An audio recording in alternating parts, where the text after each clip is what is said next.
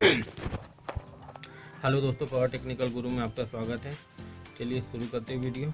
आज ये charging connector fault है दोस्तों, मैं आपको बताने जा रहा हूँ दोस्तों। सबसे पहले चार्जिंग कनेक्टर फिट करके मल्टीमीटर के द्वारा इसे चेक कर ले। 20 की वोल्टेज की रेंज में रख के बैटरी कनेक्टर के प्लस माइनस पे क्लिक कर इसे अच्छी तरीके से चेक कर लीजिए। देखिए वोल्टेज आ रहा है, मतलब ये कनेक्टर ठीक है। बाकी सप्लाई बैटरी कनेक्टर पे नहीं जा रही है, तो इसके लिए हमें मदरबोर्ड चेक करना होगा दोस्तों। चलिए शुरू करते हैं वीडियो।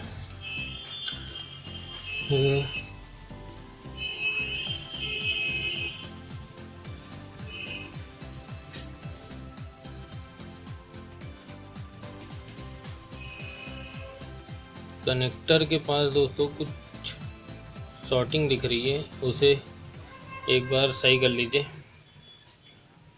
अच्छी तरीके से क्लीन कर लीजिए उसको। और क्लीन करते समय थोड़ा कतील ले लीजिए और क्लीन कर लीजिए। बैटरी कनेक्टर के पांचों टिप्स को अच्छी तरीके से क्लीन कर लीजिए, सोल्डिंग कर लीजिए।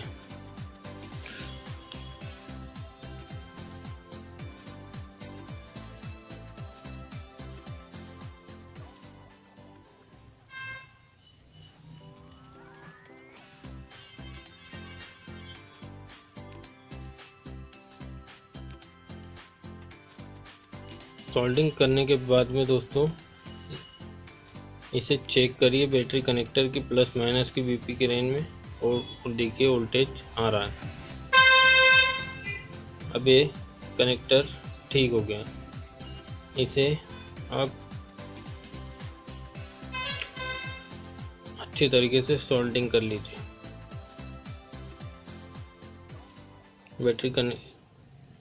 चार्जिंग कनेक्टर को अच्छी तरीके से सोल्डिंग कर लीजिए ताकि वो उखड़े नहीं।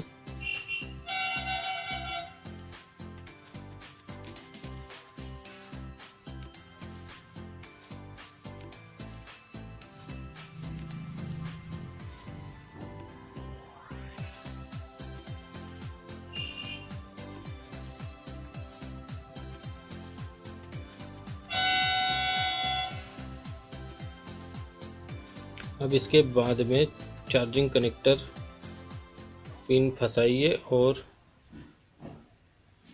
बैटरी लगा के चेक कर लीजिए।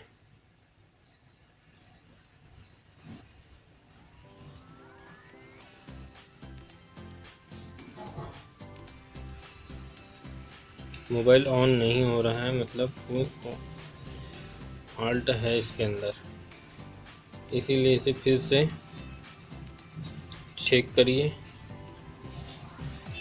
देखिए वोल्टेज छोड़ पकड़ हो रहा है, मतलब वोल्टेज तो आ रहा है लेकिन छोड़ पकड़ हो रहा है।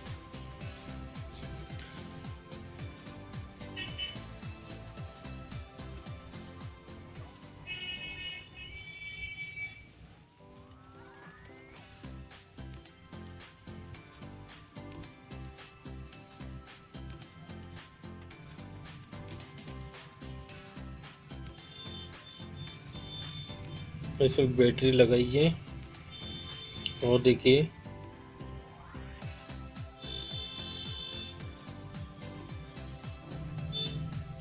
मोबाइल ऑन नहीं हो पा रहा है, लेकिन अच्छी तरीके से बैटरी लगाएंगे तो ऑन हो जाएगा। ये देखिए दोस्तों ऑन हो गया है मोबाइल। ये हमारी चार्जिंग फॉल्ट की कंडीशन सॉल्व हो गई दोस्तों।